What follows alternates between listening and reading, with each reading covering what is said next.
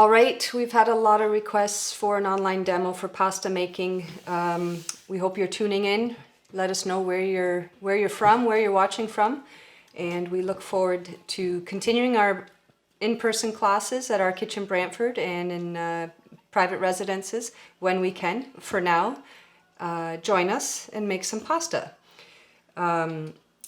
I start off every class by telling people I am not a trained chef by any means.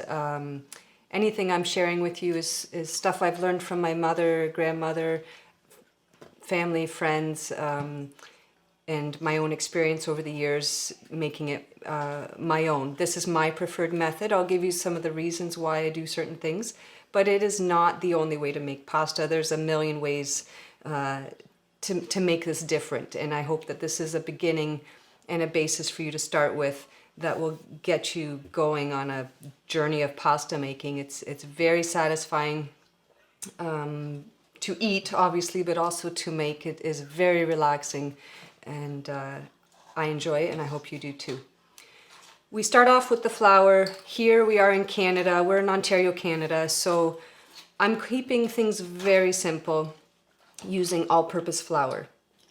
The different types of flours that are typical when you're learning to make pasta and you're looking around on the internet and YouTube and different chefs are Tipo 00, all-purpose, and semolina. Tipo 00 is a very fine flour. It's actually a term used in Europe for how fine they grind their flour. So you could have 00 ground flour of different types of flour. If you were to sift an all-purpose, honestly, it is very similar. But I'm sticking with all-purpose because it is most common in our kitchens, the easiest to find, and it provides a very good result every time. There are times where I'll add durum semolina, and that is a specific type of wheat that has more protein in it. It's also a different, a rougher grind that adds a bit of texture, more texture to the dough. So if I'm strictly doing long noodles or a short pasta that I want to hold a lot of sauce, then I might do a 50-50 all-purpose with semolina. For today, we are going to be using 1 cup of all-purpose flour. Why not? Like I was saying, we're going to be using 1 cup of all-purpose flour. In this case, like I said before, all-purpose flour, I am going to be making some lasagna noodles and some cut fettucini for later. We will be using 3 eggs, 1 whole egg, and 2 egg yolks. That's not necessary. I like the extra egg yolks. I like the richness it gives the pasta, and the extra fat for when you're starting out helps it easier, make it an easier to knead dough. If you've got a few eggs lying around, I encourage you to try it this way. So 1 whole egg and 2 egg yolks. If not, if all you've got is 2 eggs for a cup of flour, then that's great. And they're large Canadian eggs. Like I said, the extra fat helps, slows down the development of gluten. So it is a little easier to knead it, I find, with the extra egg yolk in there. If this is your first time making pasta, then that's great. If you are using 2 whole eggs, you could add a tablespoon of olive oil just for a little fat and of course, a flavor. I usually add a teaspoon of salt. This is a big discussion between, different people say yay or nay on the salt. I'm going to salt the pasta water anyway. I don't like to over salt the pasta water because depending on what sauce I'm making, sometimes I'm putting a bit of the pasta water in the sauce at the end. So I don't always want it overly salty. And so a little bit of salt in the dough is okay. It's going to get worked in. It just adds flavor, but absolutely not necessary. So we're going to get going here. I'm going to actually give a few different ways of doing things. I've got a scale here. I'm going to weigh out a cup. Ideally, when you're making pasta or baking or anything, you want to get the same results each time, so you want to use a scale if you have one. But I will also be talking in cups and stuff like that as well. So let's start off. I'm going to tear my 1 cup measure. When I measure flour, again, for consistency, you'd be surprised if you just dip your cup in a bag of flour and stuff it. It could be a tablespoon up to a 1/4 cup difference from measuring it out properly. So when I measure flour, I'm just going to gently dump it in with a spoon,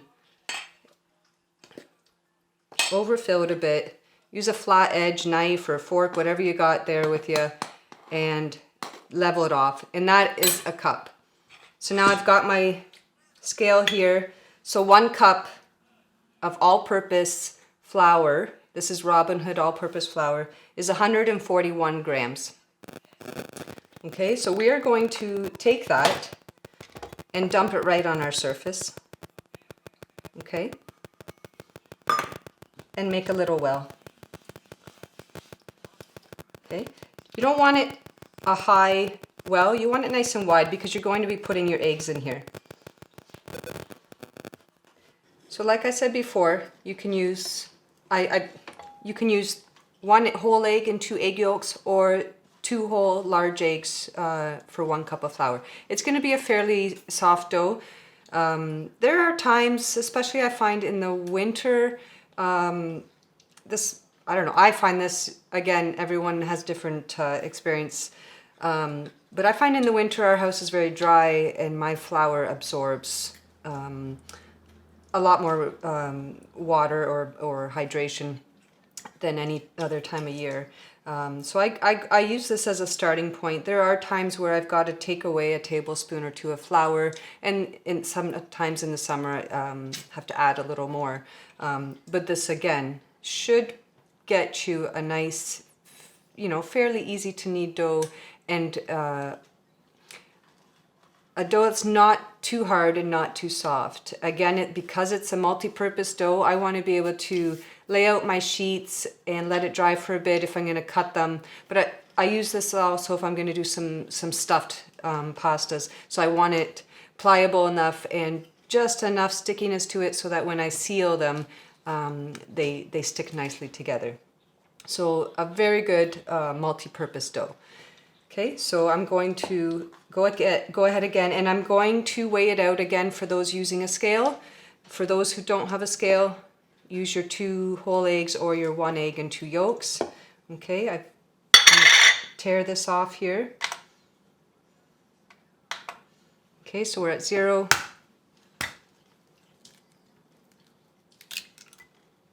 So there's 1 egg.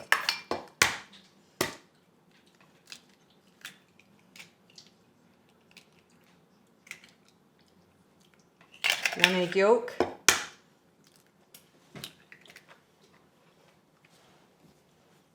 And 2. So we have 95 grams of egg going into this. Just going to wipe my hands here. And get going. So we're going to dump this right into your well. Okay? Set everything else aside. Okay? And with a fork, you're going to start almost scrambling the eggs. You don't have to go ever so lightly. You can give it some good movement here, and you're going to find that it just starts taking what it needs from the side. You can absolutely use your fork, and I will stop momentarily and give you a close-up of this, to grab some of the flour. Thanks. So like I said, just like you're scrambling the eggs, and you can see that it starts taking a little bit of the flour at a time. And you're going to do this If this happens, that's okay. I mean, you don't want to break your wall purposely, or especially at the beginning when your egg is all liquid. But as you can see, it starts to get thicker, and I'm just scraping a little bit in each time. Okay, and go a little slower if you like.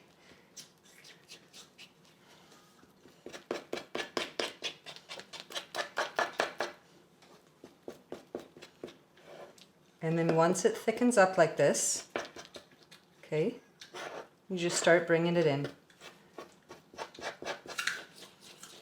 Okay, and it almost starts to turn into a paste-like, okay, something you can almost work with your hands. And you want to gather up all that liquid. It's all your richness, all your flavors right there in the egg. At this point, I would scrape this off. You can continue with the fork and just dive in there with your hands if you like.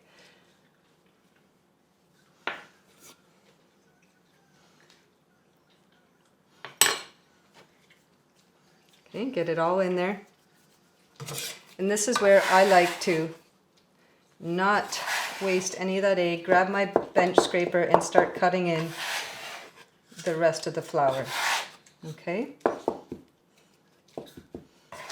And just grab it, fold it in on top of each other itself, and just keep doing that. And within 30 seconds to a minute, you can start to see the dough come together. Okay?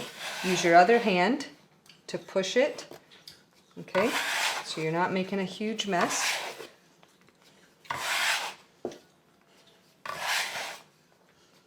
Okay, and just keep doing that till you get everything coming together nicely.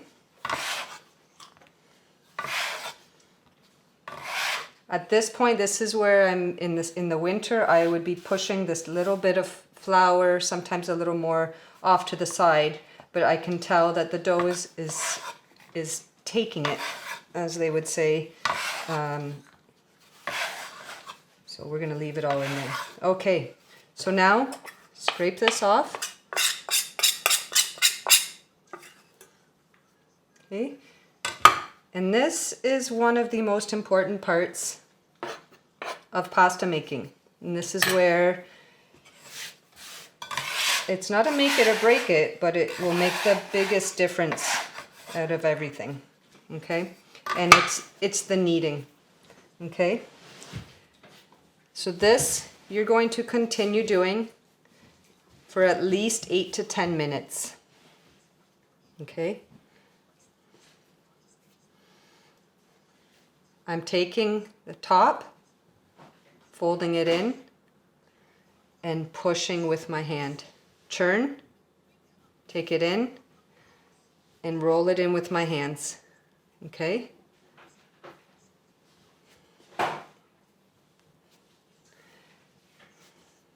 If it doesn't stick like that, give it another shot.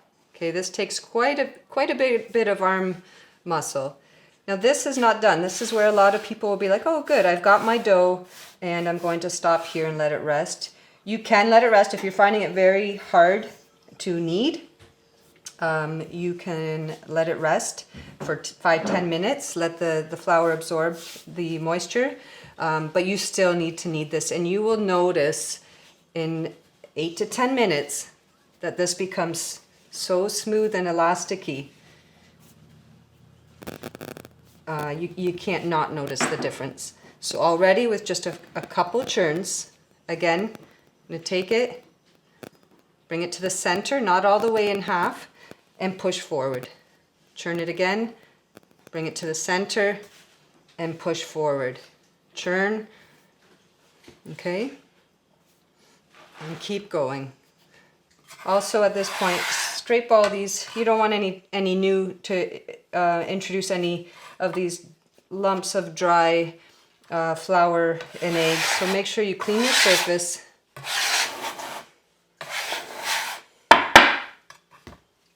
And we're going to continue kneading for another 5 or 6 minutes. Again, just you're not folding it right in half. just bring it to the center and push forward with the heel of your hand. You can see I'm putting quite a bit of pressure. Okay. If your dough has gone super hard for some reason, you added too much flour or it's just really dry, just rinse your hands, don't dry them off. You don't want to add like a ton of water, but a little bit like that at a time makes the world of a difference. So you can see now it's getting really smooth. And if you're doing this with me as you're watching, then you by now should feel the difference in your dough. Very smooth. Really, this is really where you build up the gluten. It's also the reason we're going to let it rest for half an hour. If you were to take your freshly kneaded dough and try and roll it out right away, it would be like an elastic and you'd roll it out. Whether you're using your hand bombing it with a rolling pin or using a machine, it would just bounce right back at you. So that's why you need to let it rest and let the gluten relax a little bit before you start rolling it out. And again, this is egg noodle, very different than just flour and water, which you would, we can make another day. And that is more for making, there's hundreds of shapes to make with just flour and water. We can definitely, if you guys want, do that another day. This is my family's favorite. My husband is spoiled and doesn't like spaghetti out of a box anymore. So good old-fashioned egg noodles.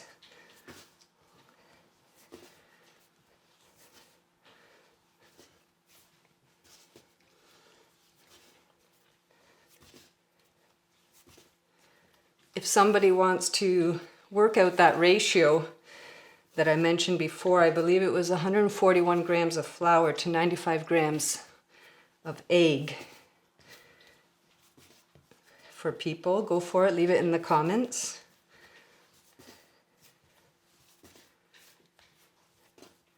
And we are coming up. You don't have to time it. After you do this a while, you get to get a feel for the dough, as Nonnas would say, as my mom would say. You just got to know when it's ready. But in the beginning, it's nice to have some guidelines. So give yourself 8 to 10 minutes if you're really, putting some muscle into it. Even 15 though, you can't over knead it, okay? You may have seen videos of people doing pasta in the food processor. It absolutely works for getting it just together. You still need to knead it though, okay? So if you don't want to do the well, go ahead and try it in the food processor, but you really don't have a lot of control that way either. So I suggest learning it all by hand first before you dive into anything else. So we're just at the end here. Now I'm into two hands, making sure it's all smooth and that I don't have any cracks.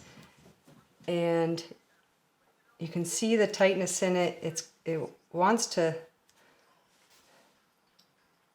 bounce back slowly. Okay, so I'm going to give it one more time here around into my little ball or little log.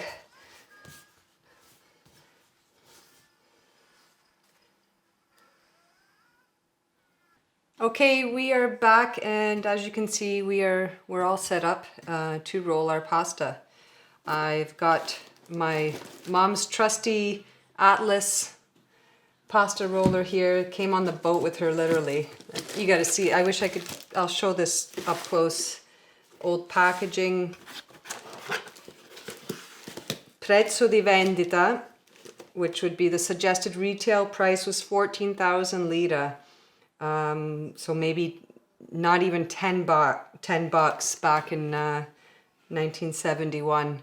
1 year of guarantee, but these things last a lifetime. So if you try it and you use a rolling pin the first time and your family loves the pasta and you love the pasta and you want to keep doing it, it is so worth getting a pasta machine, whether it be manual like this or KitchenAid. I've got both. The KitchenAid's handy if you're by yourself and you're making lots, but when you get used to this thing, you can go just as fast as a KitchenAid. So yeah, very, very worth it. And don't get a $20 cheapie on Amazon. It is worth getting either Imperia or Mercato Atlas. Give us a shout. I think if you're in the Brantford or Brant County local area, we've got 10 brand new in a box. If you want, we can drop one off and you'll have a pasta machine for life. Okay, so our dough has rested now for about half an hour. It is soft, it's just beautiful. It's velvety, and so we're gonna roll it, okay? So no matter what machine you go with, they all have a numbering system. Most of them, the lowest number is the widest setting, and that's what you wanna start with, okay? So you take a chunk. You can do this with a rolling pin as well. I will show you how to cut with a knife if you don't have a pasta cutter. Very easy. I'm not going to break out my rolling pin. It's pretty straightforward. You would take this, roll it out as you know, as thin as you want or can, and then you would do your cuts. For this, we're just gonna a little bit of flour on it. Now I'm going to be cutting these for just pasta, nothing stuffed or anything. So I'm going to be liberal with flour. If I was making stuffed pasta, I would go easy on the flour. You want enough that it doesn't stick in the machine, but if you're doing stuffed pasta, you also don't want to dry it out because you want it to be able to seal. But for this, we're just starting out with basic pasta. Okay, so we're at number 1. I flattened it out a bit, as much as I can. Okay. And this is what the machine does. It's easy, it's beautiful. Okay. So on your first number, this is where you're going to run it through a handful of times. It does a few things. It really smooths out the dough. It's hard to explain without seeing it, but it really just brings the dough to another level of velvetyness. It's also the time where you want to shape it. So if I'm doing lasagna noodles, I don't want one piece this wide and the next piece this wide. You want to shape it, or cannelloni, you want them, you know, pretty equal. If you're doing ravioli, you know, you want a certain width. So this is where you kind of get close to at least the point that you need. Okay, so you would, I guess, back up, you would fold it. You can either fold it in half and put it through. So if I was folding it this way, I would put it through this way. And if I'm folding in 3, which I'm doing right now, just to square off my edges, then I'm going to put it through, not on the finished edges, the other way there. Okay. Okay, and then I'm going to do it again, this time just in half, and put it through.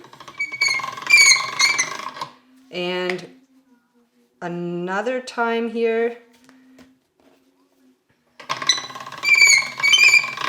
By this point, I don't know if you can see it, it's getting very, very smooth and feels so nice. Okay, you can even put it through this way to get your width, okay? And from there, you keep moving on. So because I'm showing you how to do this, I will try and go slow. We're gonna take one piece at a time. If you're taking one piece at a time, now we've only made 1 cup of flour, which is good, you know, for 2 hungry people. If it's your meal, if it's a side dish, you know, maybe even 3. I guess it depends how much you like pasta. Okay, and so from here, you're just gonna go through the numbers. Each time will get thinner and thinner. So again, it depends on what you're making and what you like. So if you like thick lasagna noodles, then you might go to, depending on the machine, number 4 or 5 or 6. If your family likes thin noodles, you might go all the way to 7. Every brand of machine is a little different, so you just need to get it to the thickness that you like, and you will find your preference after the first or second time for sure. So each time is going to get a little thinner, okay?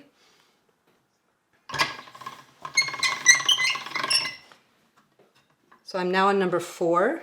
Now it's at a width that I like, so I'm going to keep putting it through this way.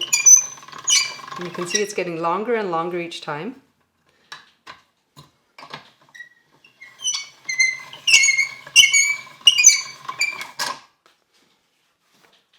And on this machine, I'm stopping at number 6.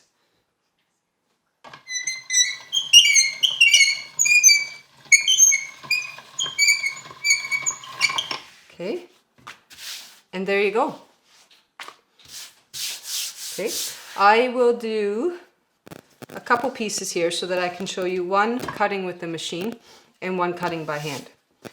This would be your lasagna noodle, okay, your cannelloni noodle. If you're stopping here, then what you want to do is get a nice big container. I like the lock and lock containers, and you can just freeze it like that if you're just freezing the noodle itself to use later. If I'm making a lasagna, I would cook this 30 seconds just till it floats. Make my lasagna as you normally would, and then freeze the lasagna. You can either freeze it raw, ready to go in the oven, or cook it and then you just have to heat it. What I will often do is make, you know, a couple hundred cannelloni noodles, or ready-made cannelloni. It's so easy, so fast. This is taking a while because I'm talking at the same time, but you can easily make stuff for the freezer in no time. So if you're going to freeze them fresh, you do it now. Okay, and keeping in mind that if your lasagna tray is this big, you want your noodles a little smaller because when you cook them, they are going to expand. Okay, and it's that simple. I'll put this aside. We will do another little piece, and then we'll get into cutting. Okay, as you do this more and more, you'll get faster and faster. There are tricks for the machine to make it go faster, all kinds of things, but start with this. If you're interested in a machine and can't find one, let us know. If you're going to try it by hand, like I said, not a problem. This dough is soft enough that you can do that quite easily, okay? If you're only making noodles, not stuffed, then just sprinkle a little flour so that it dries out just a bit. Because what you don't want is to put it through the cutter and for them all to stick together. Okay, so that way it's not sticky. Okay, so we're gonna go back to number 1, and I'll go through this quicker now. Put this here.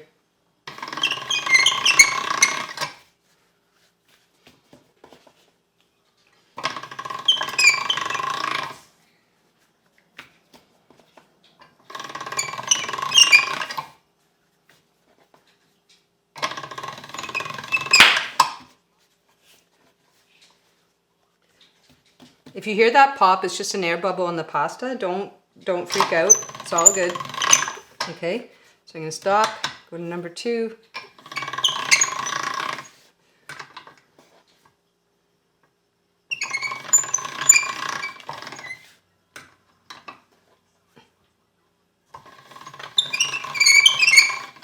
If you find it's getting sticky, you don't need much flour, just a bit. You don't want it sticking inside the machine. You do not wash these machines with water. So the last thing you want is to get it gucked up with dough. And the last number.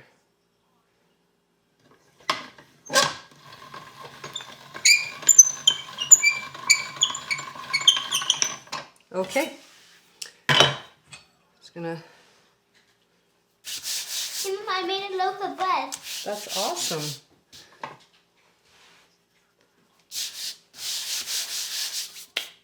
Okay. So in the meantime, let that sit for a minute. We are going to attach the cutters. So when most of the time you buy the machine, it'll come with basic cutters. We've got fettuccine and angel hair pasta, but there's all kinds of other cutters you can get, not to mention all the things you can do by hand. Okay. This is not an ideal setup the way I have it. It's just to show you. Normally you would have this set up in a way that you're working and you can grab the pasta and lay it out. Okay. So again, the pasta grows. So if I'm running it through the machine, okay, then that, for me, that would work. Again, it's preference. Okay. Whoops. You're going to grab your handle, switch it over.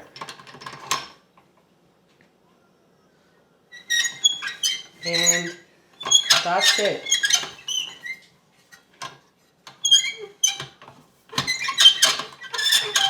Okay. Again, not the most ideal setup, but for the camera it works. And that's it. It is this, when you make this the first time, I want to hear what it felt like, because the first time you make pasta and you see that come out is just beautiful. And that's it. It's that simple. Okay, so we'll run this through.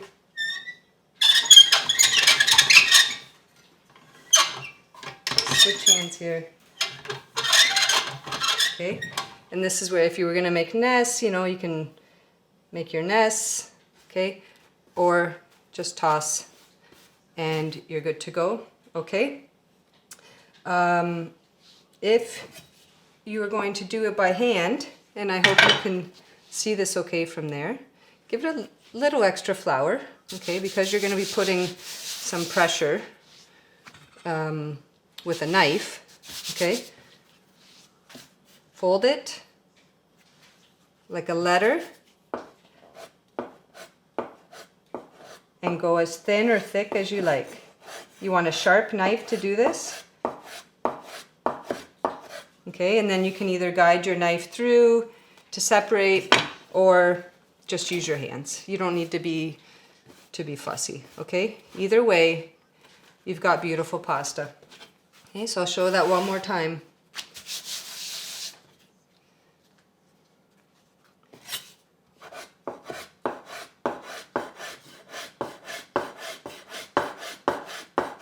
Okay, if you're using a knife, you can just guide it through and toss it, or just use your hands, okay?